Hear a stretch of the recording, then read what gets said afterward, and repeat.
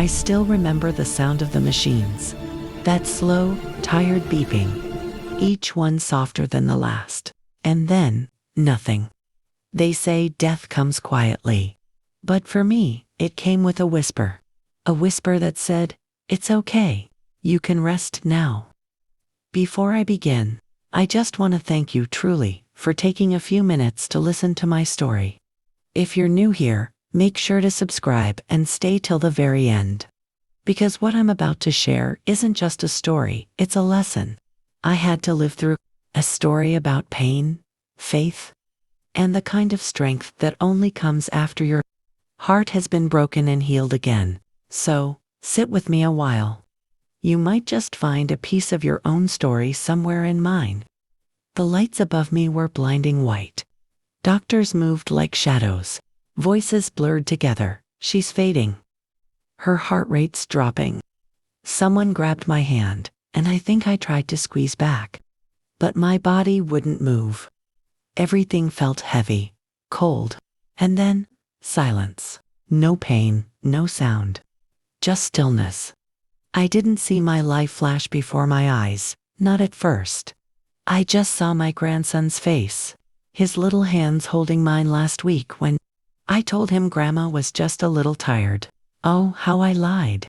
Because the truth was, my heart had been failing for months.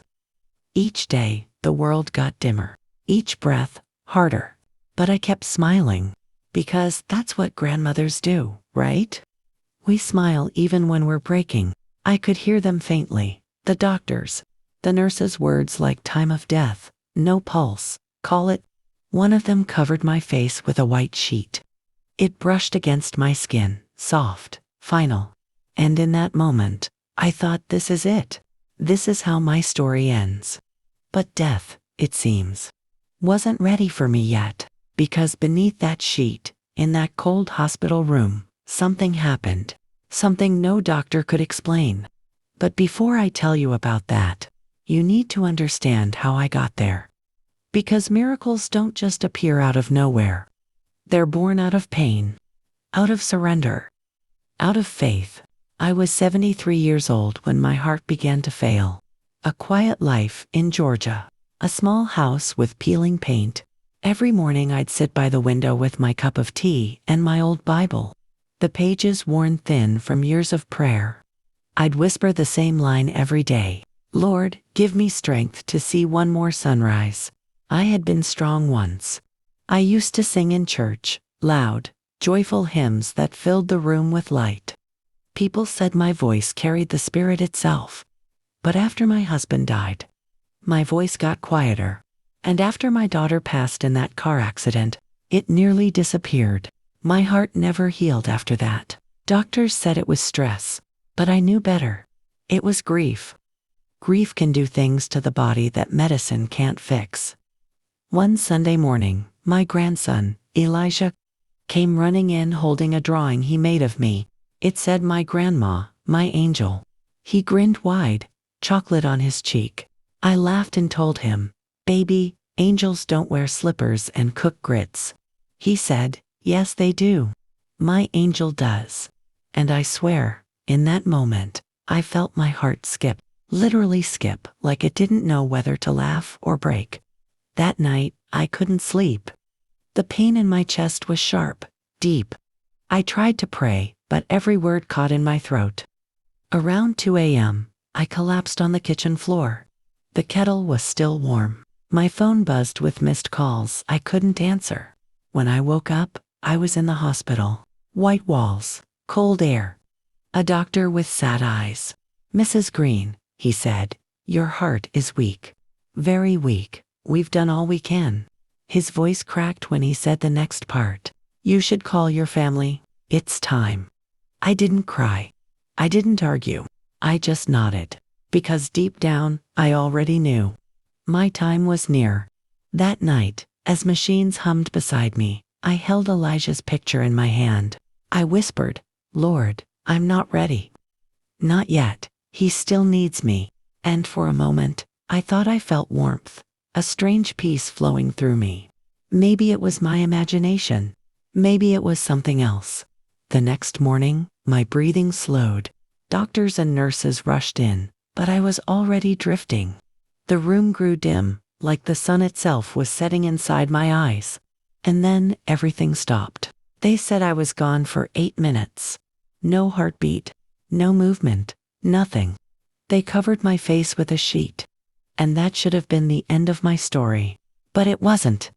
Because somewhere, in that silence, I heard a voice. Soft, calm, familiar. It said, "Margaret, get up. It's not your time." And when I tell you what happened next, you'll believe in miracles again.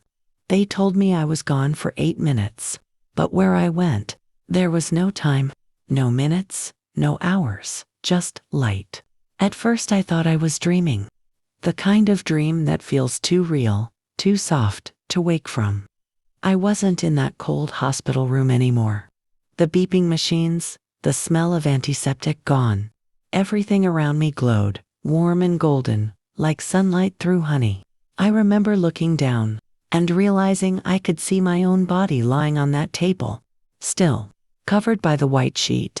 There were doctors moving around me, their faces pale. One nurse had tears in her eyes. She whispered, "She's gone." But I wasn't gone. I was right there, standing beside them, whole and weightless. I should have been scared. But I wasn't, because it felt peaceful. Like the kind of peace I'd been searching for my whole life. I took a step, or maybe I just thought I did, and suddenly, I wasn't in the hospital anymore. I was standing in a garden. Oh, it was beautiful. Flowers the color of sunrise. A sky so bright, it didn't need a sun. And in the air, I could hear music. Not from instruments, but from everything.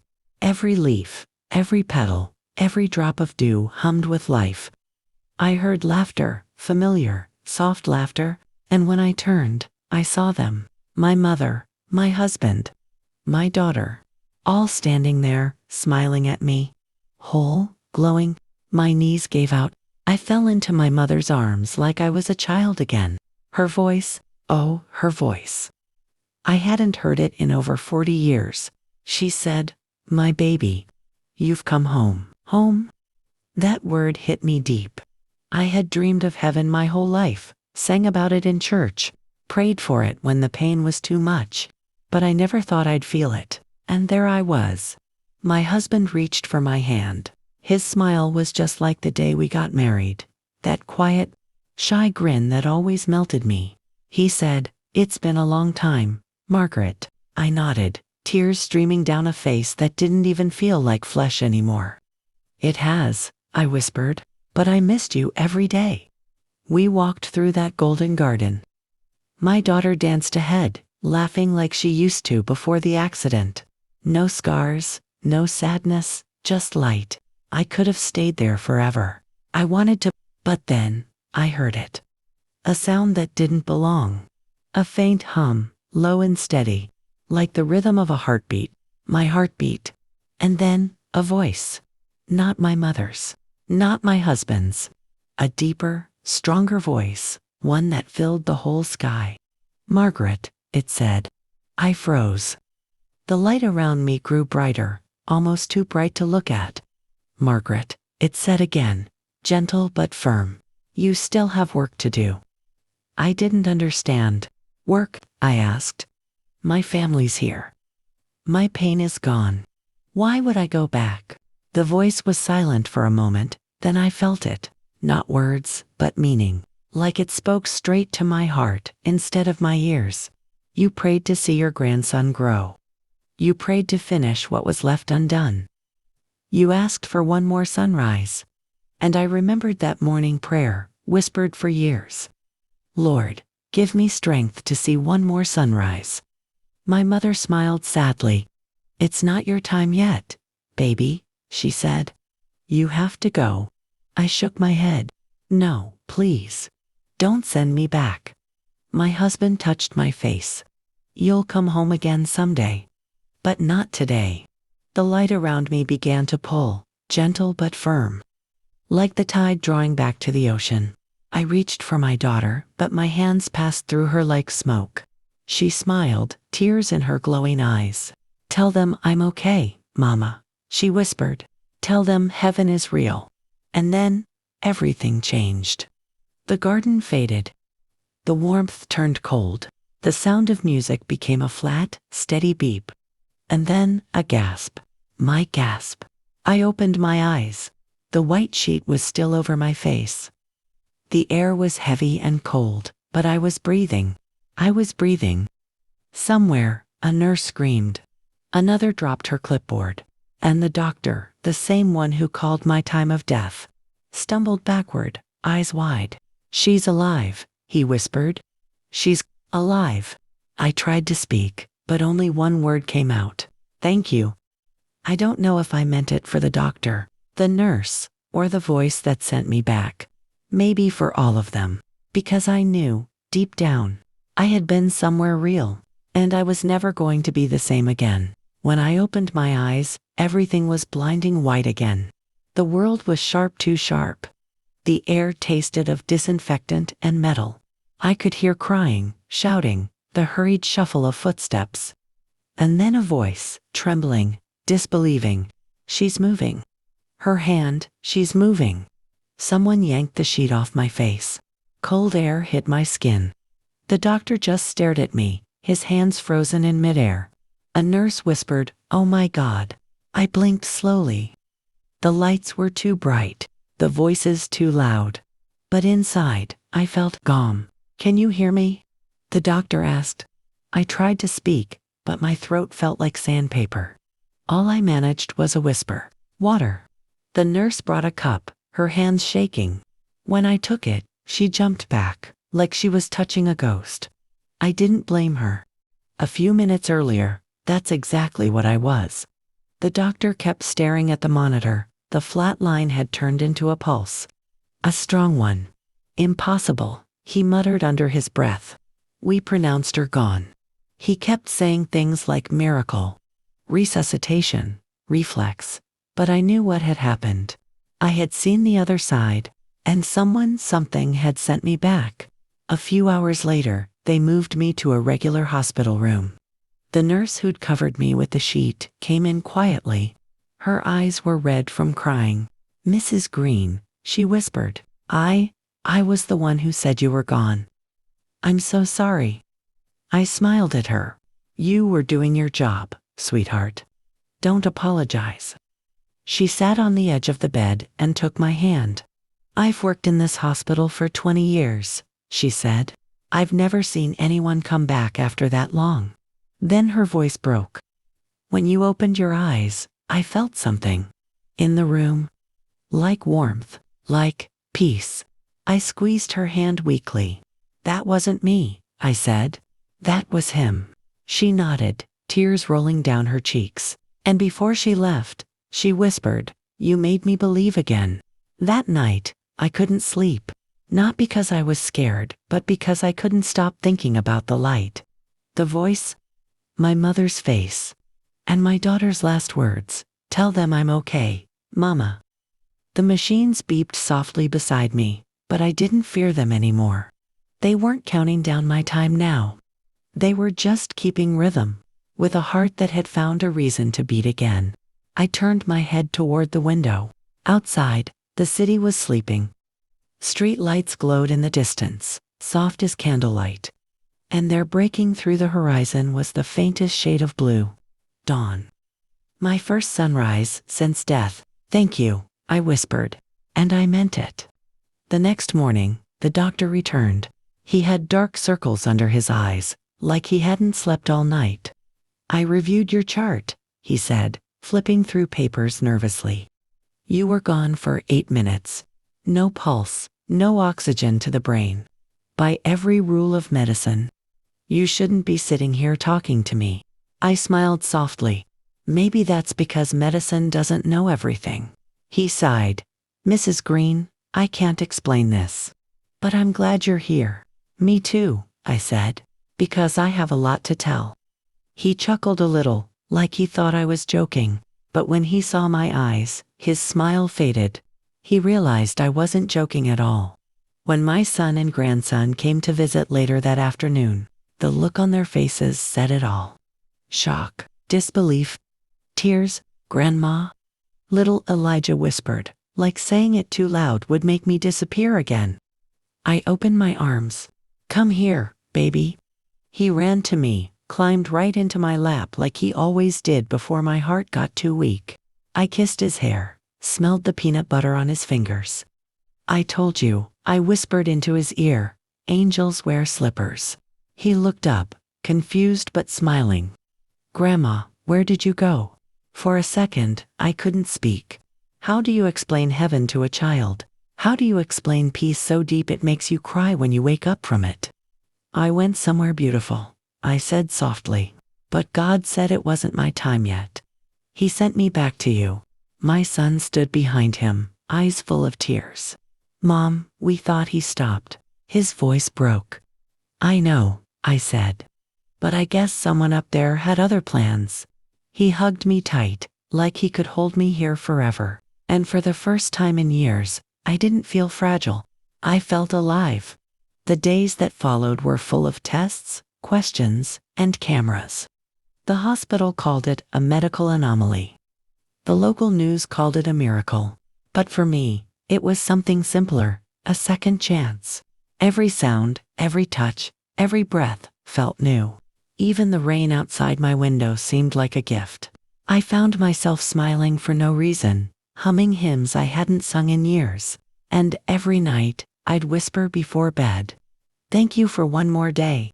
But one night, one quiet, holy night, as I sat alone, the room dimly lit by the glow of the heart monitor, I heard that same soft voice again. Margaret, it said.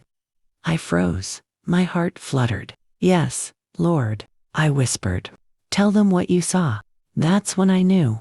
I wasn't brought back just to live. I was brought back to speak, to share what waits beyond fear, beyond pain, that there is light after darkness, love after loss, and life after death.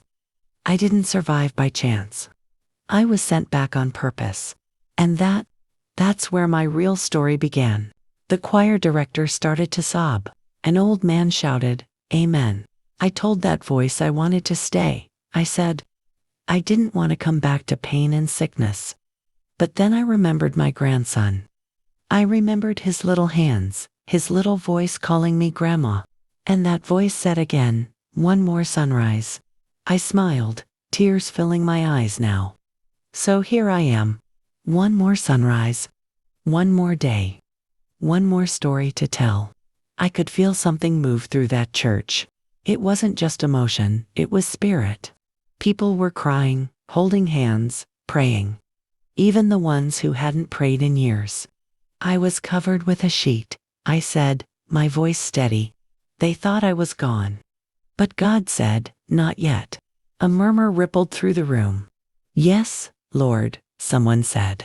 Yes, Lord, I repeated softly. I came back with a message. I told them, death is not the end. Pain is not the end. There's something waiting, something beautiful, full of light. But until your time comes, you have to live like you mean it. The pastor nodded, tears running down his face. You hear that, he said. You have to live like you mean it. People stood up. Some shouted. Some fell to their knees. When the service ended, people lined up to hug me. Old friends, young mothers, even strangers. One man said, I stopped believing years ago, but hearing you, I think I found my faith again. Another woman whispered, my son died last year. You made me believe he's at peace. Each word, each tear, each hug felt like God's hand working through me. I realized then this was the work the voice meant. Not preaching from a pulpit, but living proof that miracles still happen. A few weeks later, the pastor invited me to speak again. Then another church called, and another. Soon, I was traveling across towns, telling my story to anyone who would listen. And everywhere I went, people cried the same way they did that first Sunday. Because it wasn't just my story. It was theirs too, of loss, of fear, of hope, of second chances. One night, after I finished speaking, a little girl came up to me with a piece of paper. It was a drawing, a woman with gray hair standing in a beam of golden light. she said. That's you, Miss Margaret. The lady God sent back. I bent down, hugged her, and whispered, maybe he sent me back to remind you he's still here. She smiled. And for the first time since heaven, I felt that same warmth again. Now, every morning, I sit by my window with my Bible open and my heart full. The same prayer leaves my lips, but it sounds different now. Thank you for one more sunrise. Because now I know, every sunrise is a miracle. Every breath is a gift. And as long as I'm here, I'll keep telling this story. The story of the night I died, and the day I truly started to live. Because that hug, that laughter, that sunrise, is proof that God gave me another chance. Last month, the pastor asked me to speak one last time at church. He said, Sister Margaret, people need your story. The world is losing faith. So I stood up before them, microphone in hand, voice trembling but clear, and I said, the night I died, I met peace. But the day I woke up, I met purpose. God doesn't waste a heartbeat. If you're still here, it's because He's not finished with you yet. People shouted amen. Others wept. Some just sat there, still as stone, like my words had reached a part of them they'd kept buried for years. That night, after the service, I went home and sat by my window. The same window I'd looked through every morning since that day. The Bible sat open on my lap, pages soft and worn. The last light of sunset painted the room gold. I thought about all the years I'd lived, all the times I'd been angry, tired, heartbroken, and all the moments that had led me right here, this breath, this view, this peace. And I said softly, Lord, if you call me home tonight, I'll come smiling. But if you give me another sunrise, I'll use it well. The next morning, I woke to the sound of birds outside my window. The sky was painted pink and gold, another sunrise. Another gift. I smiled. I stood slowly, my body weak but my spirit strong. I made tea, opened my Bible, and began writing down everything I'd seen and felt. Not for fame. Not for money. For the ones who would come after me. For the ones still wondering if heaven is real. At the top of the page, I wrote, I was gone for 8 minutes. But God brought me back. And now, I live for every second He gives. That notebook sits on my bedside table now. Sometimes my grandson flips through it, tracing the words with his small fingers. He doesn't understand all of it yet. But one day he will. And maybe, years from now, when I've gone home for good, he'll tell someone else. My grandma died once, but she came back with a story that changed lives. And that's enough for me. Because this story was never about death. It was always about what comes after. The light, the second chances, and the love that never lets go.